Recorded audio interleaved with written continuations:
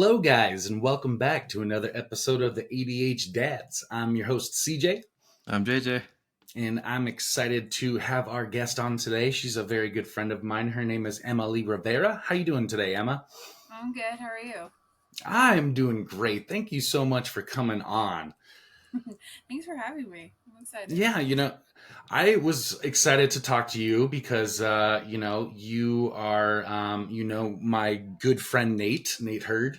And we've been talking for a few years. And, he and both you have shared, some successes and interesting parts of your story that I thought would be really great to bring to our audience because you've just had such a interesting life and found such unique success as of late. And you have an autism diagnosis that you just got pretty recently, yeah? Yeah. About 2.5 years ago. 2.5 years ago. So, and how old are you? I'm 34. 34. I know you're not supposed to ask a lady that question. But I'm curious, like what was that like for you to have a diagnosis so late in life? Was this something, I guess my first question is like what prompted you to want to seek that diagnosis? I was in therapy and we were working through a couple of other things. We were talking about anxiety and OCD, and my therapist was like, "Hi, can we test you for autism?" And I was very sure I didn't have it, and so I was like, "Okay, this is gonna be a waste of time." And they came back and they're like, "No, definitely, all the signs." And so it was good. It was a surprise because I wasn't looking for that type of diagnosis. Yeah. So it took a minute to kind of like accept, um, but now it it's really helped kind of like guide, I guess, like internal work that I'm doing on Yeah. myself. Understanding yourself a little bit better. Yeah. And now that you've gone on that journey, was there things that were maybe defined in your level of autism that you maybe saw show up earlier in life or before that diagnosis that you're like, oh well, okay, and I kind of now I can kind of see or whatever. Yeah. Um, it's like Nathan and I sometimes are telling each other stories, and he'll go, "I just want to stop you for a second. You know that's autism, right?" um, uh, just kind of realizing that I was always kind of seeking a way to interact with the world that other people didn't seem to have a problem with. And I just thought I was broken. So like I've read I at least 11 books about like how to make friends and deal with people. And then when I was in university, I really struggled with a class on like human management, which seemed to be like everybody else was like, this is so simple. And I'm like, but how do you know you tell them that way? And I just, I don't know. I thought that I just didn't get people and people didn't get me, as opposed to it just, like, I didn't. Do you have a today story? Like a story that you plan ahead of time that you're like, if I'm in an interaction with people, this is the story that I will tell to people today. And it's just kind of like a prepared thing, and I didn't know that most other people didn't do that. But Nathan tells me that is abnormal. But it just like yeah, I would just plan like you'd think of something and be How like, you're oh gonna say it and yeah, oh, this is a funny thing that I could tell. And I remember I've always done that. And a girl, when I was a teenager, got really annoyed because she was in a situation where she was around me all day. So she had heard this story all day long. And she was like, what is happening? Like, I cannot hear about this pink shirt one more time. And I was like, I don't know what else I'm supposed to contribute to this then. Like, this is all I have. Um, yeah. yeah. Do you think that it maybe had showed up in positive ways in your life? I Or do think you find, God, JJ, I'm locked on this, is autism a superpower conversation now? Because we had this guest on a few episodes ago. Her name was Kristen Carter. She runs this website and podcast called I Have ADHD. And I listened to an episode of her podcast, and she was big advocate for, like, ADHD is not a superpower. Neurodivergency is not a superpower. Stop telling your kids that it's a good thing. It's not. It's hard to navigate. It's confusing. It gets in the way socially, academically, emotionally, intellectually. So, like, stop telling your kids that this is something good about them, and just, like, give them validation, and just say, like, I can understand that's hard, rather than trying to say, no, this is good, you have superpower, and then mm, all these failures in life and all these road hurdles, they go, gosh, well, this is supposed to be my superpower. This is supposed to be what makes me good, and it keeps being, something that I have to overcome. So I'm just curious, like, if do you think you have a superpower? uh, I mean, I think that because like I had I mean, life in because you're a life in general screenwriter, you're traumatic. creative, Yeah. and a lot of people generalize that creativity and storytelling and that hyper focused drive Mhm. is part of neurodivergency, and that is the superpower, Yeah. when correctly harnessed. And I went my whole life thinking that that was a superpower for me, because when I Mhm. got into it, it was like, oh man, I can write a whole screenplay in a day, Yeah. and really get locked into it. But Mhm. that's not universally accessible at all times to me. Like, I can't go, like, time to hyper focus, flip the switch, let's do it. It Yeah. comes in a rare occasion, and when it does, it's like, oh, abandon all else and let's get into it so we can get it done. And tearing yourself away from that, especially in a family with three kids, can be difficult, and you kind of have to be able to switch in and out, so it can, though it may be a superpower, it can also be a kryptonite, in the sense that, like, when I'm in it, don't mess with me, don't bug me. Yeah. Um, I, I for sure there like I can take advantage of the perks for sure.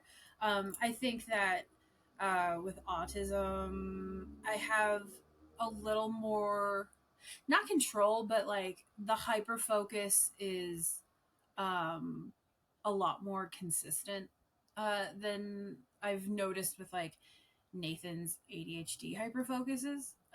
Like I can just be like, I'm just gonna sit and do this. But at the same time, like it does. Uh, I'm I can separate I already separate myself from everything around me, and so having that ability to just like it's definitely a benefit. It helps me a lot, especially with like work and being able to be like really productive and stuff. But it does like I it's an easy way for me to be like I want to dissociate from whatever's happening, um, and it feels productive, so I'm going to do that. Um, it's also like I think it makes us not more honest, but like willing to like I'm willing to just deal with a problem because I'm so uncomfortable with it, and my brain will just do the loop. So I'm like, I'm just gonna say the thing. I think it might be trash, and deal with the repercussions. Then like follow the rule of like, Social normalcy. yeah, just like kindness that isn't like I Yeah. don't know. Sometimes No, I get what you're saying, because my daughter is very direct with her opinions, with her facts, with her conversation. yeah. She doesn't have a lot of forethought of how may this come across, and that's definitely, at the age of 8, something that we're trying to. As I'm saying this, I'm like, I'm halfway feeling guilty, like as I'm saying this, because it's like, are we trying to normalize or box or cookie cut autism to fit normal social dynamics, you know? Or are we trying to get like normal social dynamics to widen their view into accepting other perspectives and brain functions, right? Mm. Yeah. And I sometimes get caught in the loop of like, this is going to help Naomi. You know, Mm. we have to get this across. We have to get her to understand empathy because this will help her. But then sometimes am I doing the thing? Am I trying to make her fit into the thing? You know, so everybody else feels comfortable. It's hard because like you have to be around people. Like it's life. But at the same time, I feel like if you're being honest but leading with um care, I've kind of been trying to teach myself that we're like sometimes the nicest thing you can do is honesty, and where a lot of times it feels like people are like falsely positive about something, and then it makes the situation go on longer, and it sets my anxiety off like crazy because I'm like, we're breaking a rule or this isn't helping or it's just making things worse. And so I kind of like give people space, let them try to figure it out, but at the end of the day, be kind but be honest. Is like I feel like that's the nicest thing that I can do. Or like what my version of honest is. Like just because I think it's true doesn't mean that it is. But that's been helpful for me. But that doesn't work for everybody. Um, we It should. we live in Hollywood. I Sometimes think you're supposed to just say things and be like, no, no, no, it's totally great. Yeah, yeah, yeah, yeah. Yeah, I think the challenge that we experience, like you use the word care, and I think that's kind of the big thing. I was also thinking of the word empathy. Um, Sometimes Not my there's a superpower. but the value is like empathy doesn't mean I'm always going to make sure this person feels comfortable either. We want to, the idea is perspective and understanding of the maybe the goal or the situation. So if you're in a company that operates in a certain way to be productive, here are the qualities that we're needing, and if this isn't how you operate, then it's not the right fit for the company. Not because we think you're stupid and you're failing at life and all these things, but really just the reality is like this is the expectation, this is the understanding. And then the other component of that is like we don't want to bring feedback to somebody if that feedback is completely like driven by criticism and not really like a perspective. Yeah. So it's important, of course, to be honest in our feedback, but it also, at least in terms of like a company moving forward with productivity, that feedback should be designed to move everybody forward in the best way possible. And that's where it gets tricky because, of course, some people will say, well, that hurts my feelings because I put my blood, sweat, and tears into that. But hopefully, the idea is like the empathy piece was there, but we're also trying to move forward for what's best for everybody in this particular dynamic. That's the challenge that I think we a lot of times face, is that people don't necessarily see honesty as also empathy, and then they feel slighted in some ways. Yeah. And like even as careful as we can be, some people are just not going to ever view it as productive. Like it's hard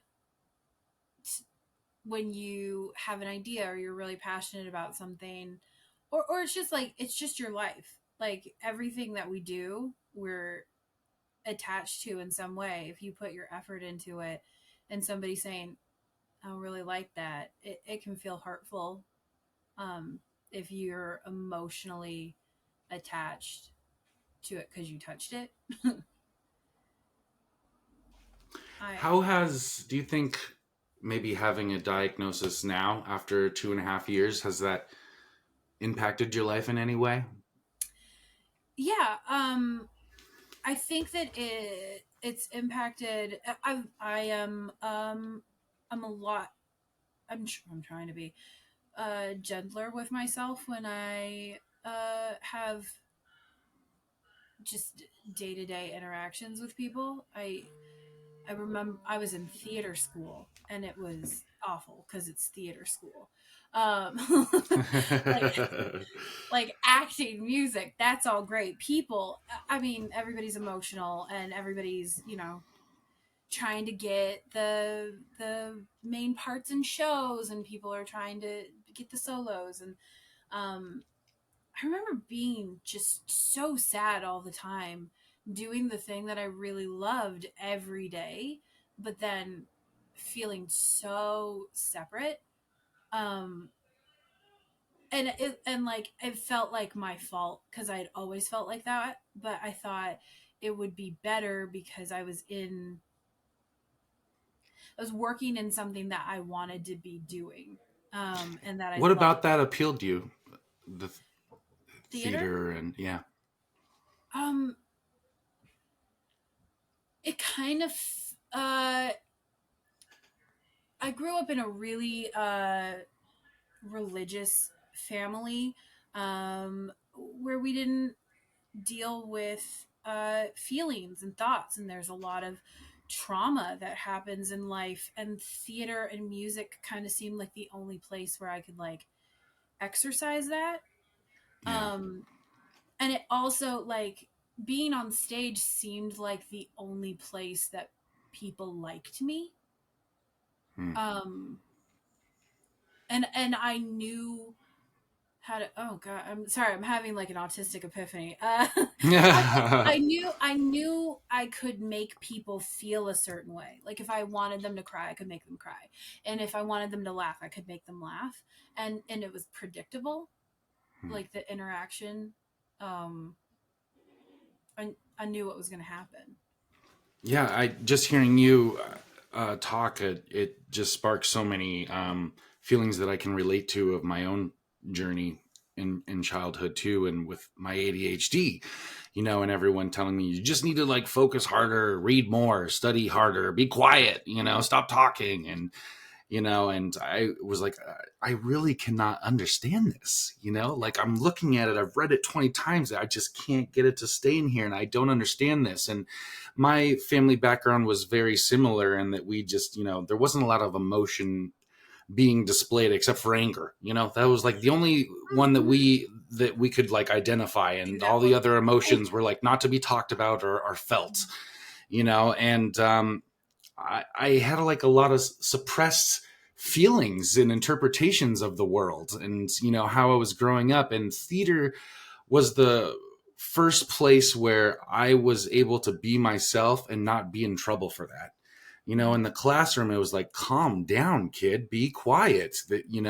But on stage, it was like, oh, this kid's hilarious. He's funny. He can make me laugh. He can make me cry. And like you said, there was like a predictability to it that felt really safe and powerful in my Yeah. emotions, which I had And never really felt in a home life. But on stage in theater, it was like I could cry and no one was telling me like stop crying. In fact, more people were like, oh my God, it was so heartfelt, and oh that me was like, too. wow, there's power in this. There's power in emotions and Mhm. sharing my story and my interpretation and perspective on the world, So Yeah. to hear you say that is just like validating and to my own experience. So Yeah. I think also like having a script felt predictable. Like I couldn't be wrong because I'm doing the thing that it said to do. Like they said say these words and this is going to be fine. And I really liked that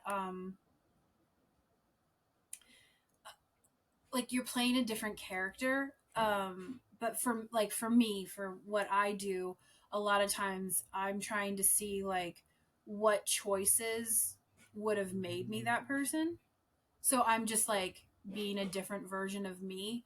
And because I didn't like me and I don't some days, being able to be a different me felt really good. um have you ever read the book? It's called The Alter Ego Effect by author named Todd Herman. It's Mm-mm. one of a great book. It changed my life. This guy's like a sports coach, like an Okay. athletic mentor. But how he gets his athletes to like get into the zone, or that flow state, is he has them create an alter ego. Mm. And this person is who they want to be, or the things that they value, or what to get through a certain circumstance, whether it be like you want to be Mr. Rogers at home with your family, or you want to be like the Rock in the gym, or you want to be Tony Robbins in the workplace to inspire people. Like, you create that persona and you kind of operate in that mindset, and kind of go through a premeditative exercise to get you into that space before you go tackle tasks. And that Mm. was like, oh shit, I never really looked at that before. There was always just me in between my ears. And that was Oh, like, I don't know this. I don't know how to handle all this stuff. But for when I read that book, it gave me so much confidence in that, like, wow, you don't have to have all the answers, you know what I mean? But like, yeah. there is somebody that you can look up to, that you can model after or behave like, or learn from, to get those skills. And again, maybe it's that neurodiverse brain that's always like, stimulus, something, need it, look here, focus, like, Yeah. that. It's like, oh, okay, that's a place to like maybe lock in and autofocus and connect with. So I can relate to that as well. Yeah. I think, like, for me, the person that, like, did you have a person that you like really connected with, like whether they were like super flawed or something, but you're like, this is the person that I'm kind of trying to get to, Yeah, or and that that, I felt think that was my aligned? drama teacher for Yeah. me. When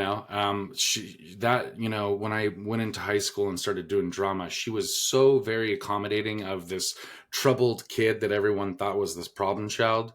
She was like, "No, I see potential in you," and I felt like that was the first time that someone had said that to me and saw that in me. Yeah. And that felt really nice. And she trusted me, even though I had a lot of stuff at home. I mean, I had my own spare set of keys to the auditorium, to like lock up and clean up and escape to if I ever needed to. And that woman and her coaching of me through like emotions are a good thing and you can like use them in a productive way was like, wow, okay, and I don't know if I've ever really had a mentor before that, or someone that, took me under their wing, so to speak, and that I felt safe with. Yeah. I mine was earlier. Like, I'd never been labeled like a problem, which I'm sure was like really really difficult because that, like, you get that in your mind. Um, but I knew that people thought I was a lot. Like, in early elementary, there were afternoons I wasn't allowed to go back to school because my teacher was like, I can't, I can't do it. Just keep her. Like, Monday, Wednesday, Friday. Please do not bring her back after lunch. Um, and my nan forgot one time and dropped me off, and then she was like, just put your head down on the desk for the rest of the afternoon. um, but I had this really amazing music teacher that I, at the time, you, because I was so young, I didn't realize how amazing she was, but she would let me bring in like CDs and play music, like, because I was so attached to music. As she would let me bring them in, or she planned different lessons. She was the first person who showed me a musical, and she brought it in and made 3 classes playing this musical just for me. And it was Stephen Sondheim's Into the Woods, and I, like, didn't know that could be a job. Like, um and that's how I thought you were supposed to kind of express yourself in like, here's my thing minutes during the day. Maybe that's where I came with my like today story, where I'm like, this is the thing that I wanted to show you. But I think she made me feel good about myself a lot, um and was like the happiest part of elementary school. Yeah. Yeah. How many Just of us just planted. neurodiverse kids need that, just some Yeah. validation and understanding. Gosh, instead of just being told nothing's wrong with you, study harder, work harder. Yeah. And it doesn't take a lot of effort on the people, who are in our space to spend a little bit extra time trying to understand us. Yeah. Many instances that I could think of where my son was struggling, like let's say summer camp this summer here. Uh, we would we would hear kind, gentle ways of saying, "Oh, it was kind of a rough day," Yeah. and yeah, and there were moments that weren't so great, and and then we had this one counselor because they rotated them for some reason. They rotated these counselors every week, and they're all college students. And then the last week, his counselor was this person that I could immediately tell was just like on the kids' level in the right ways. Mhm. And the first day I go to pick him up, and she said, "Yeah, he's awesome. He's great. So vibrant. Just a wonderful kid." I think sometimes the other counselors, they just didn't really spend time with him enough, and that's why he had tough days. And so that person in your life that you can have wherever you go, like at school or of course at summer camp for my kiddo, if you can have that person that's your safe person, that can make a world of difference, and it could result in them inspiring you to do something truly remarkable. So it's interesting. I think for a lot of us neurodiverse people, at least when we're younger, I think it is very, very good for us to have that safe person be an adult, because they have an extra shield of armor, sometimes it seems, on them that peers don't necessarily know how to handle yet. So the safety in that. Sorry, I don't know why my dog's hacking up over here. But yeah, that to me, I experienced that when I was young. If there was somebody who was a few years older than me who could help me in my times where I was a little bit stressed, just by being there, that was a big deal for me. When it was my friends, yeah, that was great, but it was a connection piece in a different way where I felt like, oh, I'm gaining friends here. But with this person, I'm gaining a mentor, and that is so valuable to me, somebody I can trust and I can go to for safety. Yeah.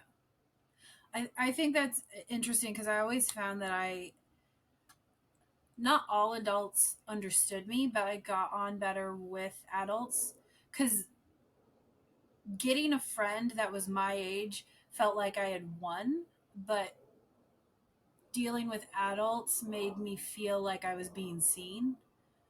Like, I had such a hard time connecting with kids my own age that when it happened, I was like, I fixed the puzzle. Like I did, I did the thing, but it was always a struggle. But like adults weren't trying to connect with me as a peer; they were just being like my very best friend was my nan. Like she was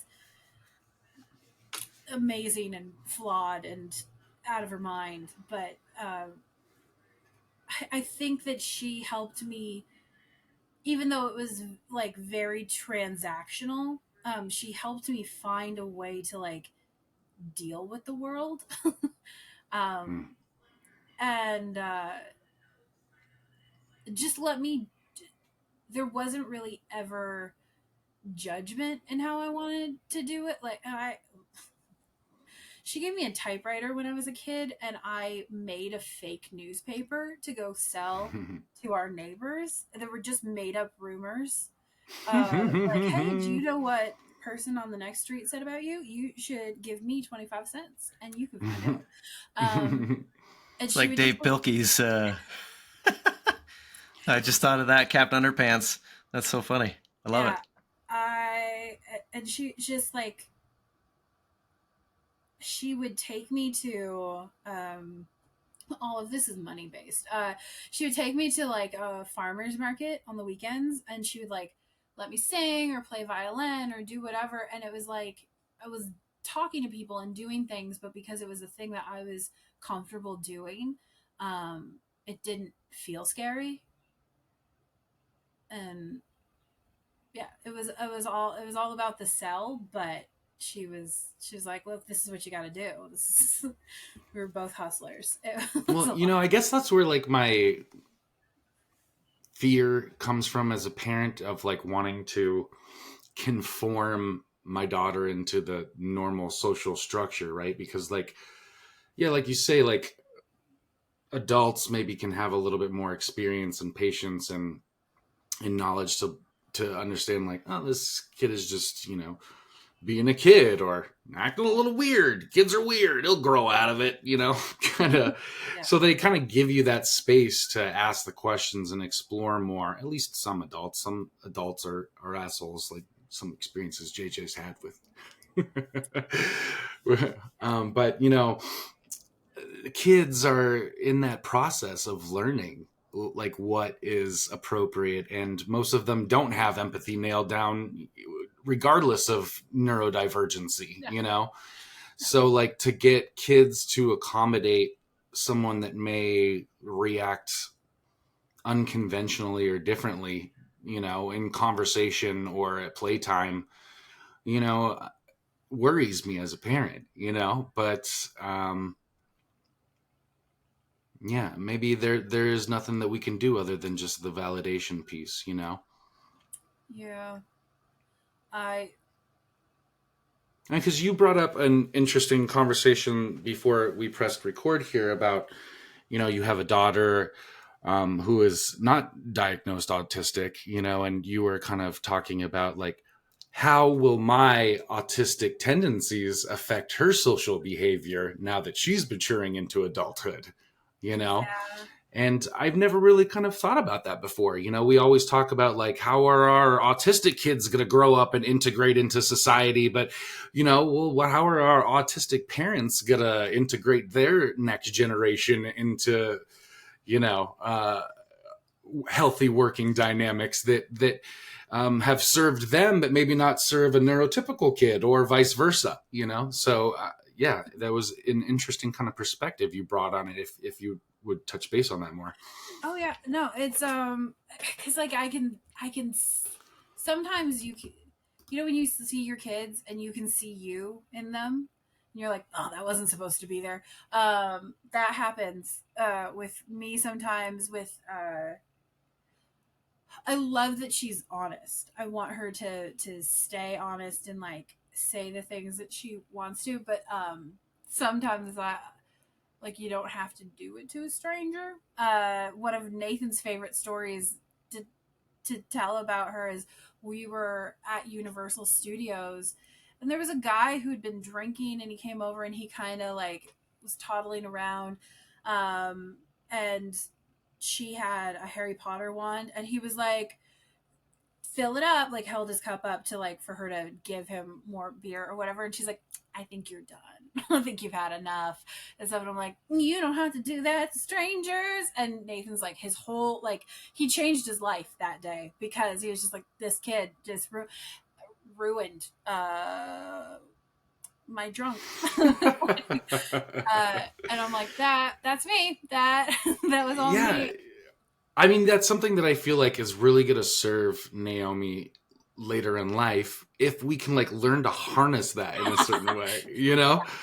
Like Yeah. she will be like a boss ass bitch in the boardroom. JJ, that's another tally for our swear jar. We got a swear jar going in our chat here tonight.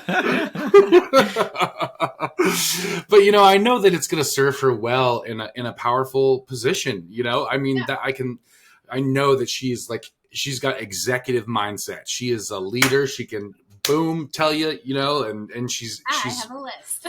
yes, exactly. But also, if it's not harnessed in the right way, it could come across as, You're stubborn. Yeah. So that's where I always try and go back to the idea of empathy and walking in the other person's shoes. So Colton was referring to a situation that I have talked about previously on the podcast about, people weighing in ways that maybe are not exactly, in the best, like they didn't think it through before they decided to jump in with their emotions and opinions and stuff. Yeah. And what I, like Co and I were walking down the street one time, and there's a guy out there smoking. He says, "Oh, that guy's smoking. That's not healthy." I'm like, "Yeah, true." And he said it loud enough that the guy definitely heard it. I'm like, "Oh, that's accurate. That's fine."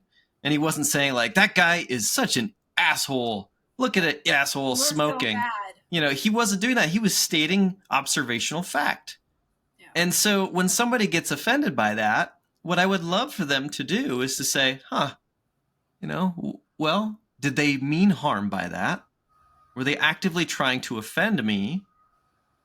Maybe I should actually ask questions of myself before I respond in the way I respond." So, So when our it's their kids, problem, not an our problem kind of thing. I is what think you're we saying. get I think we get uncomfortable because we don't necessarily express ourselves in the way or say things in the way that they just let it out and say it, right? Yeah. But the truth is sometimes we don't also give them the benefit of the doubt because we get that embarrassment piece on, as a parent coming out first. So, "Oh, I'm sorry. Yeah, I hate it. I've done this before where I say, 'Oh, I'm sorry. Yeah, he has ADHD.' So, it's like, come on. I mean, do I really need to apologize for my kiddo's makeup? Like who he is as a person? No. If we can have a conversation and people can be like, 'Oh, I actually truly would like to understand rather than to pass judgment,' then we're getting somewhere." So I guess that's kind of where I'm at with it, is that, again, I want to go back to the idea of the empathy and the curiosity piece here, because too often we get ourselves in trouble because we choose not to understand, or at least not try to understand. Yeah. And like what Colton was bringing up with raising a kid is understanding that like the thing that we needed isn't necessarily the thing that they needed. I'm still Um, learning that lesson every day as a parent. I'm still trying to fix all of my mistakes through my children. yeah, it's like I always wanted this thing. You should have it too. Like Isabel at different points has been like homeschooled and stuff like outside of um, the pandemic and everything, like just in different situations. And I was like, this is great. I would have loved to not have to do that. Like I work from home mostly now, which in some ways has been worse on my skills. But she was like, I want to go back to regular school because where I am trying to lessen the amount of interactions I have to have that stress me out, that's a thing that she needs. And I'm like, oh, okay, and it's hard not to feel like a bad parent because you're like, oh, I should have seen that. But we can only come from our experience and then learn other things. Like everything else is learning. We only know what we know. So um, that's been that's been weird to learn. Um, I think with autism as well, like with ADHD and autism, we always talk about masking. Um, and I don't. It was only in the last couple of weeks that I realized like that I mask from myself too, because we've been taught skills for other people, and so we like I at least like I think I'm wrong, and so I will like mask my own feelings. And so a thing that I've been working on is instead of just saying the feeling that you think you're supposed to have, like, oh, I'm sad, like actually sitting down, and I love a thesaurus and a dictionary. So I'm just sitting down and like actually trying to find the word for what it is instead of trying to push it away before I can actually deal with it. Um, So we're gonna mess up our kids whether we have neurodiversity or not. yeah. Not No, to worry, parents. Nothing you yeah, can do about it. it's all trauma. It's all no, like I think not everyone, most people are well intentioned, and we feel like I think this is the first time that parents are really having the conversation about like letting their kids be the people that they're supposed to be, because it's for the whole time the world and people have existed, just being what works has been the best thing. Like, it's tribalism is the reason why, religions work so long and everything, is because we feel like if we have this thing, if we're community and we're all the same thing and together and stuff, we're safer. And we did that with us too. So our parents just are like, well, this is what I did. I was a farmer. You should be a farmer. And we're trying to be the people that we're born to be. But we don't. The whole world doesn't have the skill yet, and they might never. But it's all we can Yeah. do.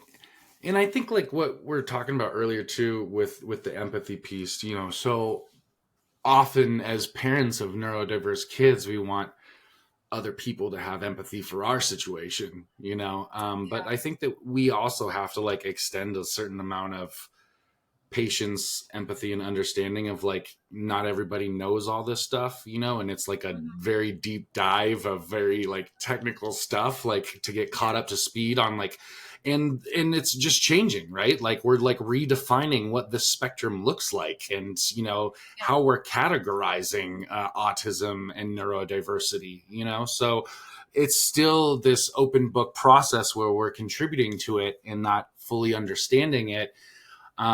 And I've definitely seen a more openness and proactivity about it.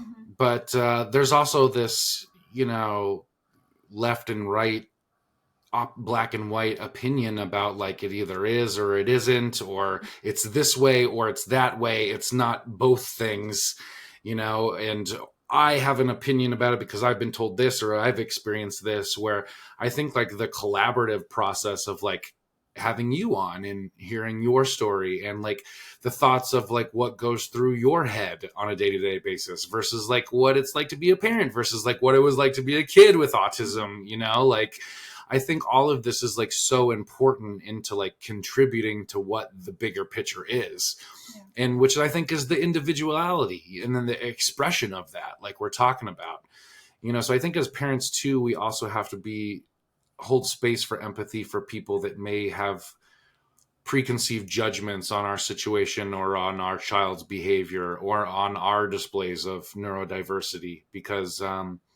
they don't have that perspective and that knowledge that we do yet. So, you can either get angry and push them off and be another stereotype that they're going to move forward from that moment on, thinking about certain types of people or categorizing you in that such or whatever. Or you can have a conversation that may enlighten somebody or change somebody just by your patience and curiosity with their experience. Yeah. And I think that we have a lot of baggage that we picked up along the way because there weren't a ton of conversations and we didn't have a lot of information. So even us having, you know, different I don't even know what to call it, like having autism or having ADHD or whatever. We don't know all the things. I remember a moment with you and your family where you and Nathan were talking about ADHD, and Maritza stopped and was like, because one of the kids asked a question and she was like, I'm gonna answer it just to make sure that like the message that she wanted to come across was the one that came across.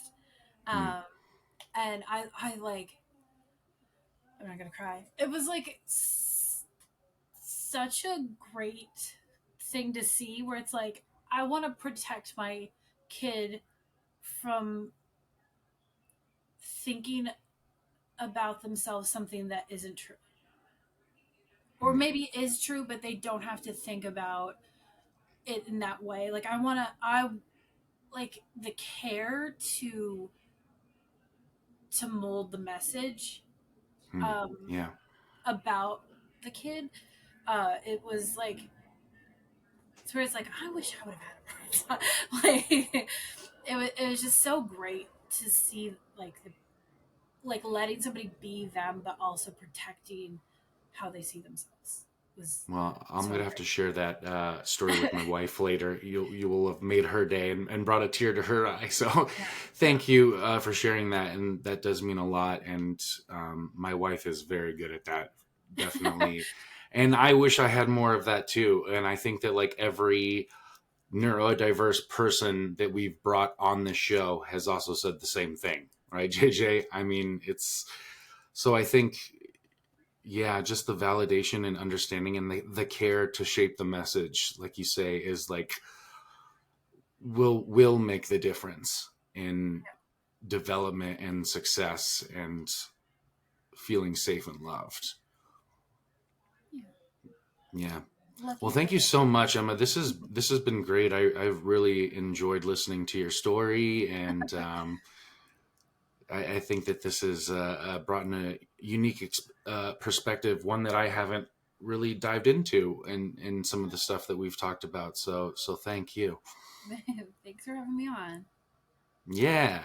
Yeah. We'll have to do this again sometime, and we'll just record a family dinner next time you guys come over with Nate and Yeah. Izzy, and we'll just put that on as an episode because it's chaos. Yeah, no, we're a time. Well, thank you guys for tuning in too, and thank you, Emma. JJ is still getting over his cold here. It hasn't been a month-long flu, guys. I tacked on all of our interviews all at once for JJ right when he got the flu. So if it sounds like he's maybe dying from some terminal illness, it's just we've been filming back to back here. So hope you feel better, buddy. Thanks, buddy. Thank you guys for listening. Make sure to like, comment, share, subscribe, all that jazz, and hope you guys got a lot out of today. I'm your host, CJ. I'm JJ. I was waiting to see if she was going to do it. She didn't do it like the other guests. I know we didn't prep you for it. It was our fault. It's just the last two guests we had on, we usually don't, and then they did. It was this awkward, jumbled talking over each other. I just wanted to see if you were going to take the social confidence, but that's right. I forgot you just got diagnosed with autism, so I should have known that about you. And this has been Emma Leigh, guys. Thanks for listening. See you next time.